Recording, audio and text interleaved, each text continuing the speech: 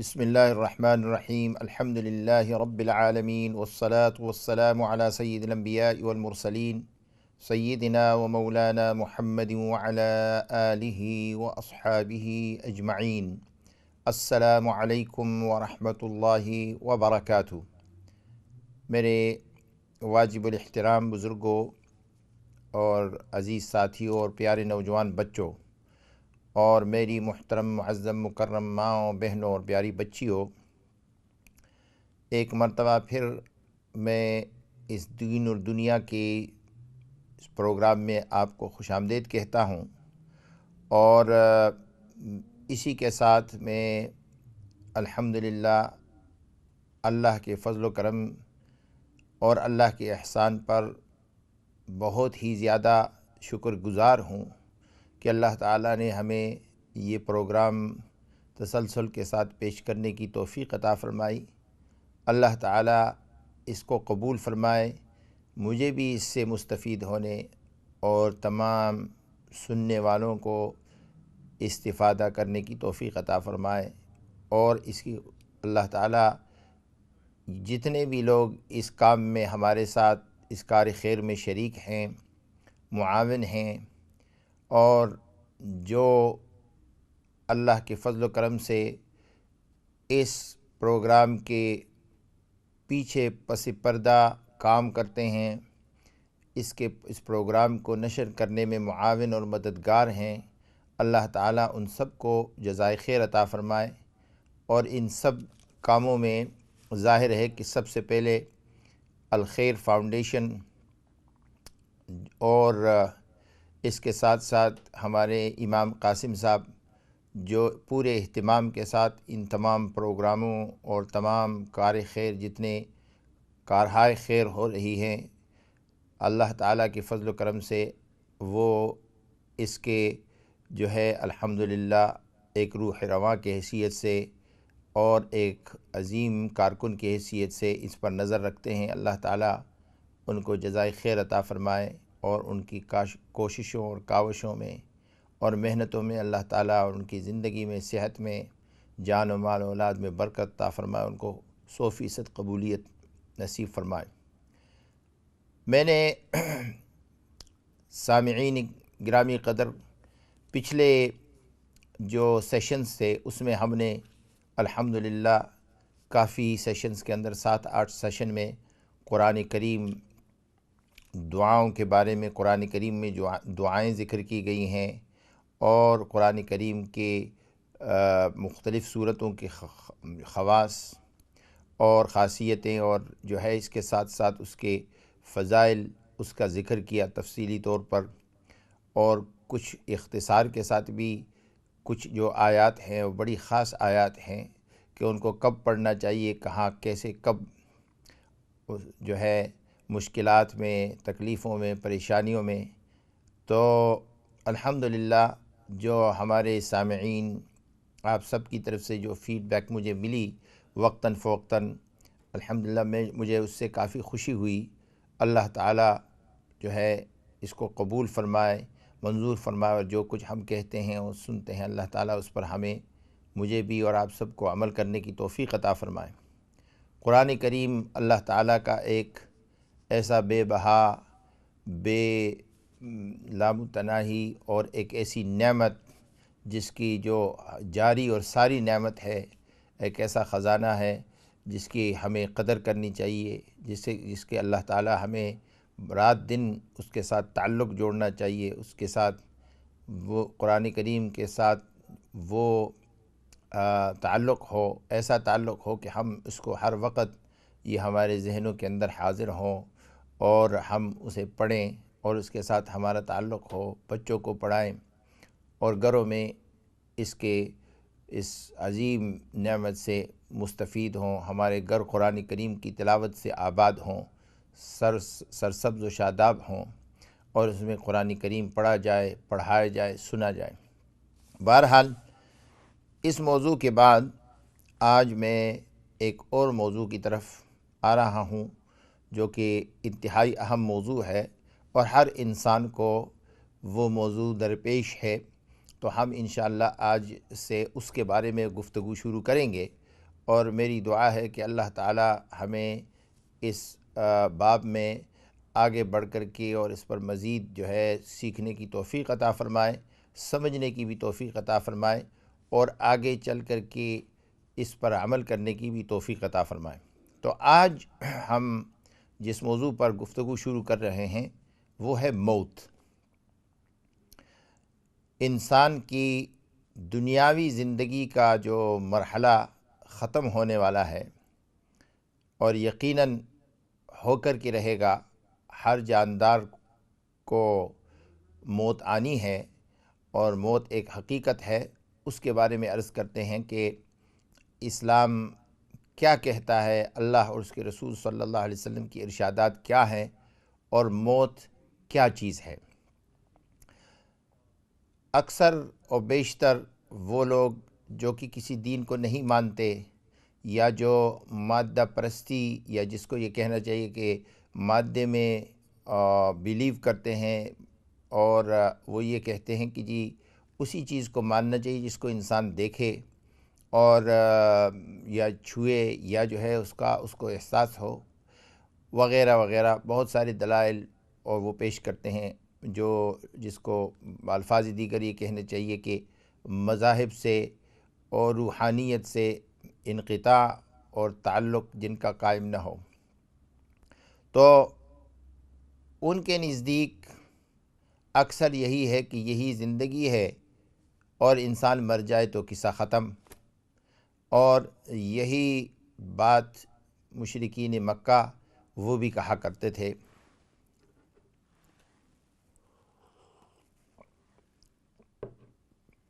تو رسول اللہ صلی اللہ علیہ وسلم نے جب ان کو کہا کہ تمہیں اللہ تعالیٰ دوبارہ زندہ کریں گے، انہوں نے کہا کہ ہم کیسے دوبارہ زندہ ہوں گے، ہماری تو ہڈیاں بھی سڑ جائیں گی، تو ہم دوبارہ کیسے زندہ ہوں گے۔ ان کے ذہن میں یہ بات نہیں آ سکتی تھی، اور قرآن کریم نے ان کو یہ سمجھانے کی کوشش کی اور یہ کہا کہ ما خلقکم ولا بعثکم الا کنفس واحدہ، تم سب کا پیدا کرنا، تم سب کا دوبارہ جو ہے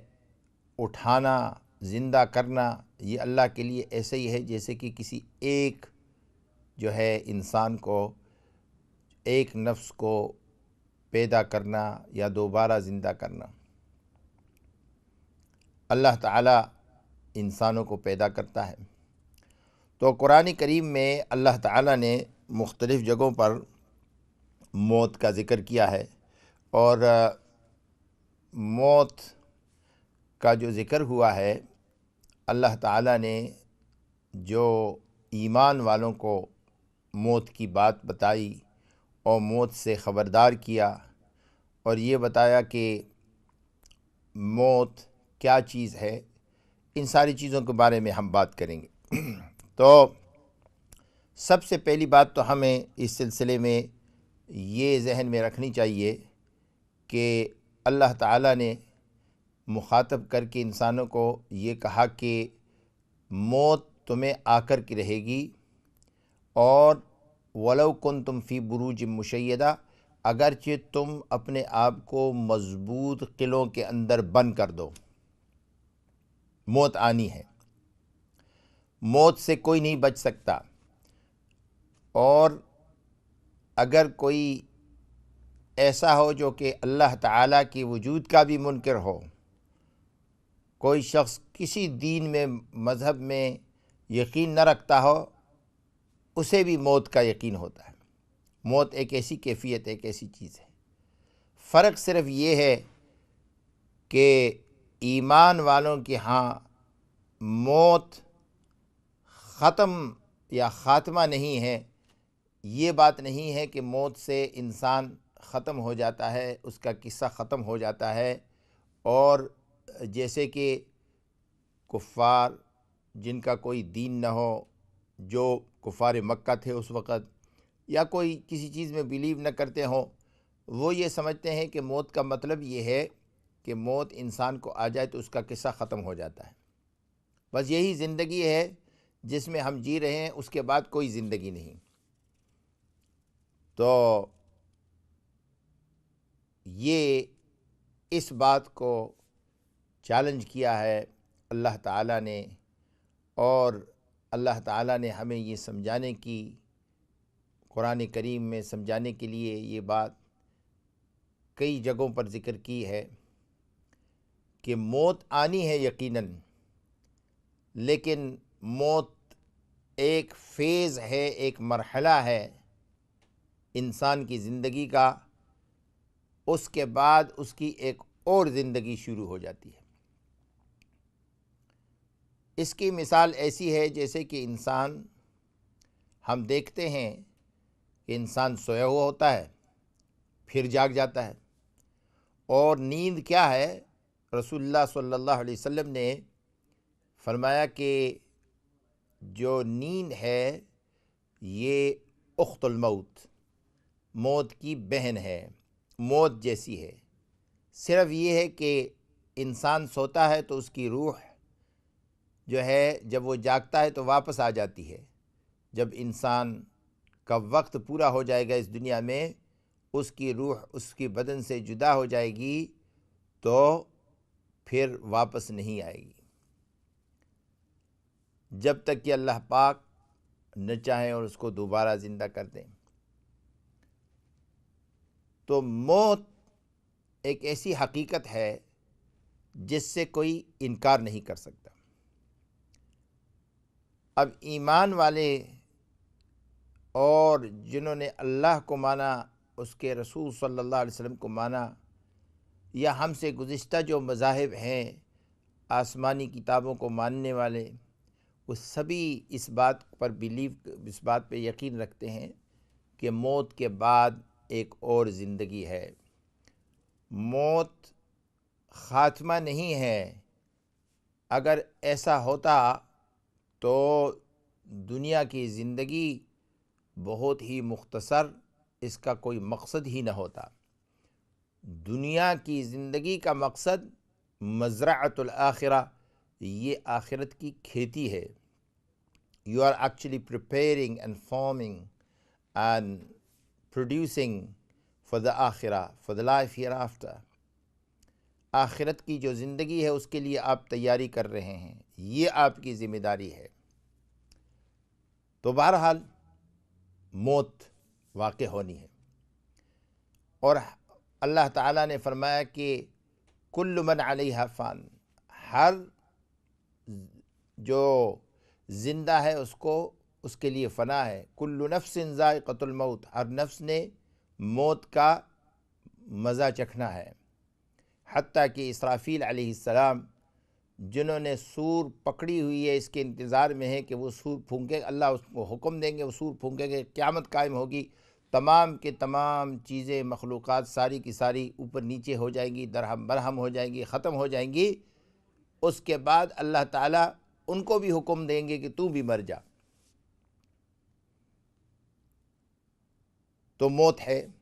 موت میں کسی کا اختلاف نہیں۔ البتہ اس میں اختلاف ہو سکتا ہے کہ انبیاء کی موت کی کیفیت کیا ہوتی ہے، کیسے ہوتی ہے، جو کہ جس کے لیے تفصیل کی ضرورت ہے، جو کسی بعد وقت میں، اور شاید اس سے پہلے میں عرض بھی کر چکا ہوں۔ تو میں یہ عرض کر رہا تھا کہ موت، تو ایمان والوں کے ہاں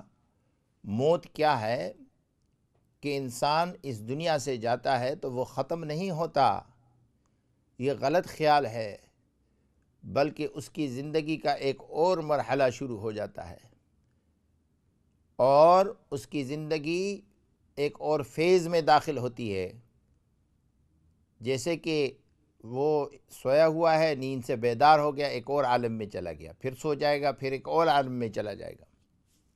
ماں کے پیٹ سے اللہ تعالیٰ نے بھیجا دنیا کے اندر، دنیا کے پیٹ سے نکلیں گے تو قبر کے پیٹ میں جائیں گے، اور قبر سے نکلیں گے تو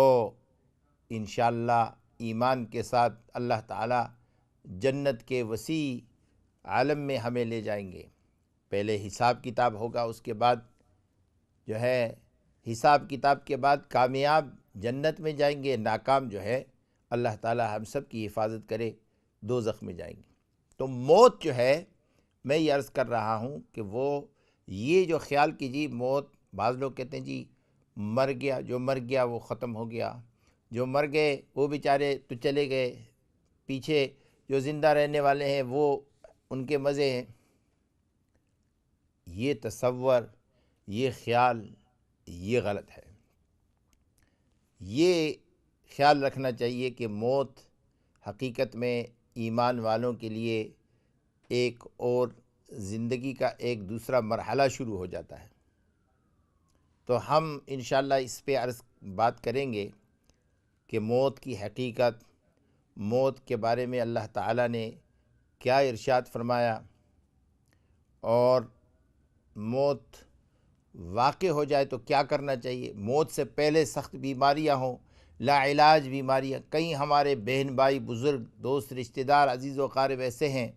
کہ ان کو ڈاکٹر پہلے سے بتا دیتے ہیں کہ آپ کو یہ بیماری ہے،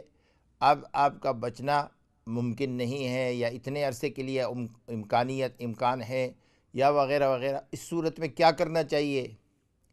ہمیں اللہ اور اس کے رسول صلی اللہ علیہ وسلم کی طرف سے کیا ارشادات ہیں، اور جن لوگوں کی ایسی کیفیت ہے انہیں کیا کرنا چاہیے، کیا پڑھنا چاہیے۔ اللہ کی طرف رجوع کرنے، اللہ سے نا امید نہیں ہونا چاہیے، اس لیے کہ زندگی یہ کسی کے اختیار میں نہیں ہے سوائے اللہ کے۔ اللہ تعالیٰ ہی جانتے ہیں کہ کب، کس وقت، وہ وقت جو مقرر ہے ہر انسان کا وہ آنے والا ہے، یہ اللہ ہی جانتے ہیں۔ اور اس لیے اللہ کی ذات پر یقین بھی رکھنا چاہیے اور امید بھی رکھنی چاہیے، لیکن ایک حقیقت جو سامنے ہوتی ہے اس سے انکار بھی نہیں کرنا چاہیے، اس کے لیے اپنے آپ کو تیار کرنا چاہیے، اور ہمیشہ اللہ سے نا امید نہیں ہونا چاہیے، امید رکھنی چاہیے، خیر کی امید رکھنی چاہیے، بہتری کی امید رکھنی چاہیے کہ انشاءاللہ اللہ تعالی ہماری جو اگلی زندگی ہوگی وہ اس میں اللہ تعالی ہمیں نعمتیں عطا فرمائیں گے۔ تو اس کے بارے میں بھی انشاءاللہ جو رسول اللہ صلی اللہ علیہ وسلم نے ہمیں بتایا وہ بتاؤں گا کہ کیا ہوتا ہے۔ تو سب سے پہلی بات تو یہ ہے کہ ہم لوگ موت کا ذکر نہیں کرتے۔ موت، بسا اوقات کسی کے سامنے موت کا ذکر کیا جائے لوگ پریشان ہو جاتے ہیں، لوگ ڈر جاتے ہیں۔ تو یہ چیز یہ دل سے نکلنا چاہیے، دل سے اس لیے نکلنی چاہیے کہ ایمان، اعمال صالحہ، اللہ کے ساتھ تعلق جو ہے ایسا ہے کہ اس میں انسان اللہ تعالیٰ کے ساتھ اس کا جو تعلق ہو وہ ہر وقت امید اور خوف کی شکل میں ہو۔ امید یہ کہ اللہ تعالیٰ معاف فرمائیں گے، خوف یہ ہے کہ اللہ کے عذاب سے ڈرنا چاہیے۔ تو رسول اللہ صلی اللہ علیہ وسلم کی ایک حدیث ہے، آپ نے یہ ارشاد فرمایا اس حدیث میں کہ اکثروا ذکر حازم اللذات یعنی الموت،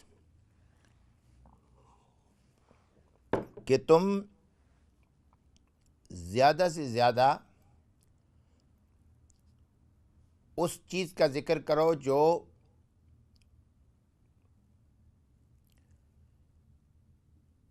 لذات کو، دنیاوی شہوات کو اور دنیا کے مزے جو ہیں ان کو ختم کرنے والی ہے۔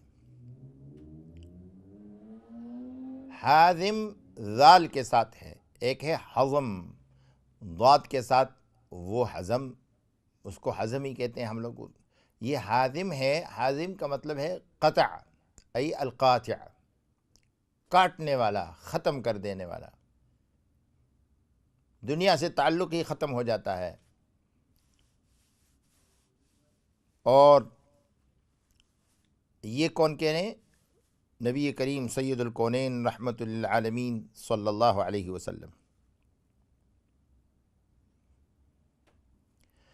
تو اگرچہ علماء نے اس حدیث کی اس پر بحث کی ہے صحت پر، لیکن اس کے باوجود امام نووی رحمہ اللہ تعالی نے اس کی دوسری مثالیں پیش کی ہیں اور اسے صحیح کہا ہے۔ تو یہاں رسول اللہ صلی اللہ علیہ وسلم نے یہ ارشاد فرمایا کہ تم زیادہ سے زیادہ جو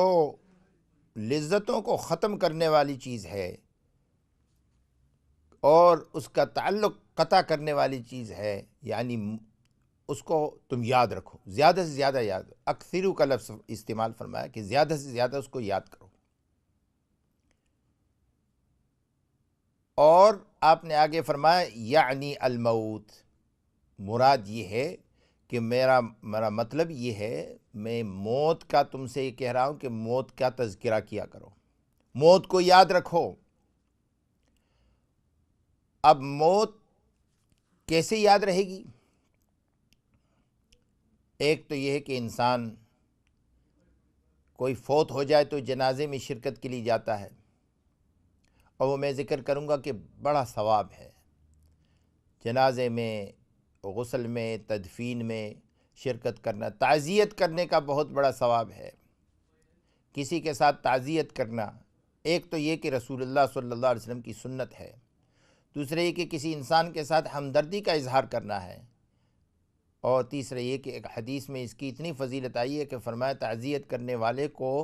اللہ تعالیٰ وہی اجر عطا فرماتے ہیں جو مصیبت کرنے والے کو، جس کے اوپر مصیبت واقع ہوئی، اس کو اللہ تعالیٰ جو اجر عطا فرماتے ہیں۔ اور ایک حدیث میں آیا کہ اللہ تعالیٰ اس کی ساری گناہوں کو معاف فرما دیتے ہیں۔ یہ ساری تفصیلات بتاؤں گا، لیکن میں اس وقت یہ عرض کر رہا ہوں کہ موت کو یاد کرنا، تو موت کو کس طریقے سے یاد کرتے ہیں؟ ایک تو یہ کہ ہر نماز میں انسان موت کے فتنے سے حفاظت کی دعا کرے، اور اس کے ساتھ ساتھ یہ کہ آخرت پر، یہ دین پر خاتمے کے لیے دعا کرے کہ اللہ تعالی ہمارا جو آخری خاتمہ فرمائے وہ دین پر ہی ہو، ہمارے دین پر استقامت نصیب کرے، اور موت کے، ایمان کی موت کے لیے دعا کرے۔ اور کیونکہ اس کی وجہ یہ ہے کہ موت کے وقت کا کسی کو کوئی پتہ نہیں سوائے اللہ تعالیٰ کے، کوئی نہیں جانتا۔ اگرچہ کچھ نیک لوگوں پر، اللہ والوں پر اللہ تعالیٰ، اگرچہ ان کو یقین نہیں ہوتا، اللہ تعالیٰ ان سے ایسی چیزیں سرزد کر دیتے ہیں کہ جو ہے ان کے موت کا وقت قریب ہوتا ہے، اور ان سے کچھ اچھے اعمال اللہ تعالیٰ صادر فرما، جس کی نشانی یہ ہوتی، جیسے مثال کے طور پر ایک بزرگ کو میں نے دیکھا، ان کے موت کا وقت قریب تھا تو وہ چارپائی پر لیٹے ہوئے اٹھ نہیں سکتے تھے، انتہائی معذور تھے، لیکن اللہ تعالیٰ نے انہیں یہ توفیق عطا فرمائی، اور گئے اور وضو کیا اور استنجا کیا، اور تھوڑی دیر کے لیے قرآن کریم کی تلاوت کی اور لیٹ گئے، اس کے بعد موت آ گئی۔ ابھی ایک حال ہی میں ایک نوجوان کے بارے میں بتایا کہ سجدے کی حالت میں اس کا انتقال ہوا، سبحان اللہ، ڈربی کے ایک نوجوان، ان کی سجدے کی حالت، سجدے میں ان کی روح نکلی، فجر کی نماز پڑھ رہے تھے اور جو ہے سجدے کی حالت میں۔ تو موت کے وقت کا کوئی پتہ نہیں ہوتا۔ تو رسول اللہ صلی اللہ علیہ وسلم نے جو موت کی یاد کرنے کا بتایا، اس کے بارے میں ہم بات کریں گے۔ اس کے بعد ان کیفیات کے بارے میں کہ جیسے میں نے عرض کیا کہ کافی لوگ ایسے ہوتے ہیں کہ ان کی بیماری ایسی ہوتی ہے کہ وہ لاجواب ہو جاتے ہیں، یا ان کو بتا دیا جاتا ہے، یا جو ہے ایسے لوگ انتہائی جو ہے ہمارے معاشرے میں، ویسے بھی ہمیں اس کا خیال رکھنا چاہیے، لیکن ایسے لوگوں کے ساتھ ہم کیسے معاملہ کریں گے، کہ کون سی دعائیں انہوں نے پڑھنی ہیں، ہم نے ان کے پاس جا کر کے کیا کرنا ہے، یہ ساری چیزیں خود رسول اللہ صلی اللہ علیہ وسلم کی احادیث میں اس کی مثالیں موجود ہیں۔ تو انشاءاللہ ابھی ہم بریک کی طرف جاتے ہیں، اور آپ سے گزارش کرتے ہیں کہ ہمارے ساتھ رہیے، انشاءاللہ بریک کے بعد اس کے بارے میں بات کریں گے۔ السلام علیکم ورحمۃ اللہ وبرکاتہ۔